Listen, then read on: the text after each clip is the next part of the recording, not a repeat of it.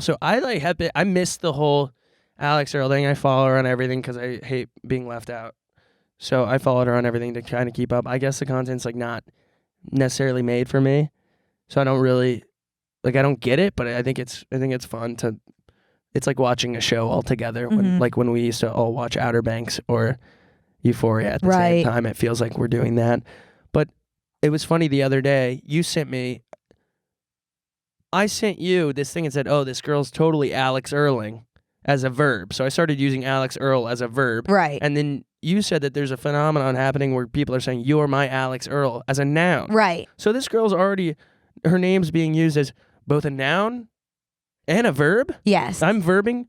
Oh, that girl's Alix Earling. Yeah. And you're my Alix Earle. Interesting. She's Sending? transcending language. That's awesome. Good for her. First of all, I think she seems so kind and sweet. does. I think she has a good heart. But also, I don't watch Get Ready With Me videos anyway. So it's like, I don't think I would, I'm not glued to her content just because like that's not the kind of content I'm glued to. Yeah. Like I'm not under the spell, but also like, do I get it? That's the question. I guess. It's cool because like she's not doing anything new, but like her personality is so fresh that people like her and they trust her, which is cool. That's like a win. I think, and I don't know if this is a controversial take, but I'm kind of scared to say it. I think that the reason that she's so popular, and we might have to cut this out, I'm really not sure if it sounds mean or not, because I mean this with so much love, is that she's so hot that people don't expect someone that hot to have even like a little bit of a personality. That's not mean. Okay. That's a huge compliment. Okay. It is? Uh-huh. Okay. I wasn't sure if it was backhanded. Kind of is. No, I think if you look at someone, hot people don't need to have personality. They don't. We always say you can't have it all.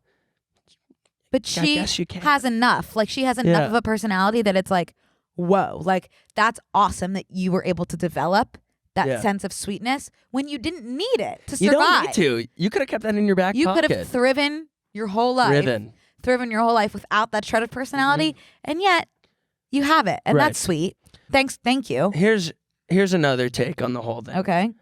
It's interesting to see influencers and the whole thing about influencers become influencers because they're relatable and they're influencing people to do certain things. You don't need to be famous. You don't need to be hot. You just have to have enough influence to get people to do or buy or, whatever, watch you do stuff.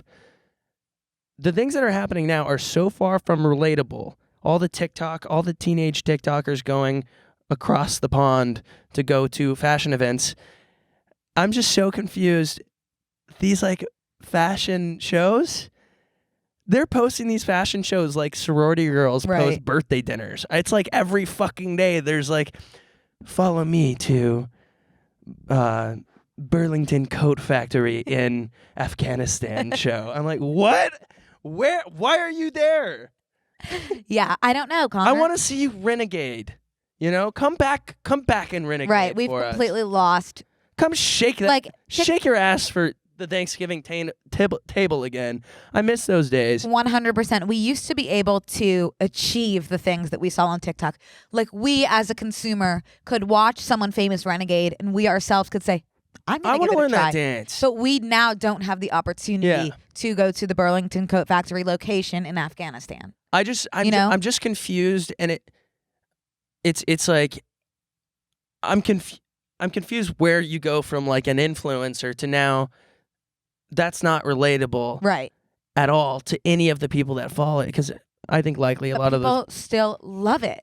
People love things because they're relatable, and then people love things because they're not relatable. I think this is really good because TK was talking about this on her podcast. She said there is this phenomenon that used to happen on YouTube where people would follow these big YouTubers as they grew, and they felt like every time this Jake Paul person would buy a car or a house, they'd be stoked because they felt like they watched them grow to be able to do stuff like that. And I guess that's happening, and they're like, yes, queen, you made it. Well, now Alex was super rich to begin with. Yeah, but I'm not seeing the sentiment of like, oh, you're on a private jet, you gross No, pig. they love it. They're like, yes, queen, go off. And I think, honestly, I think she has an advantage there, because I think with other people, they see them start out like themselves, and then become so unrelatable that it's like there's a resentment. Yeah. But with Alix, it's like she was unrelatable to begin with. So anything she does, it's like, okay, well, I never related to you to begin with. I'm not going to get bitter.